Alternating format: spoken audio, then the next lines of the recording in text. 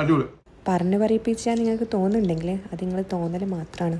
അപ്പോൾ ഇന്നത്തെ special dynamic chicken fries ആണ്. ഒരു 30 മിനിറ്റ്സ് നിങ്ങളെ കയ്യിലുണ്ടെങ്കിൽ നിങ്ങൾ ഉറപ്പായിട്ട് ഇത് ട്രൈ ചെയ്ത് നോക്കണം. ആദ്യം നമുക്ക് ചിക്കനെല്ലാം സ്പൈസസ് ഒക്കെ ഇട്ട് മാരിനേറ്റ് ചെയ്ത് വെക്കാം. നെക്സ്റ്റ് വെറ്റ് കോട്ടിന് മൈദയും സ്പൈസസും വെള്ളമൊക്കെ ഒഴിച്ച് ഒരു നോട്ട് ടു തിക്ക് ആക്കി എടുത്തതിന് ശേഷം മാരിനേറ്റ് ചിക്കൻ അതിലിട്ട് മിക്സ് ചെയ്യാം. ഇനി ഡ്രൈ കോട്ടിങ്ങിന് വേണ്ടിയിട്ട് മൈദയും ഉപ്പും കുറച്ച് പാപ്രിക്ക പൗഡർ മാത്രം മതി. എനിക്ക് കുറച്ച് ആക്കാവുന്ന കൂടുതലായതുകൊണ്ട് തന്നെ ഡ്രൈ കോട്ട് ഡയറക്റ്റ് വെറ്റിലിട്ട് ചപ്പാത്തിക്ക് കുഴച്ചാലായിട്ടുണ്ടായിരുന്നു.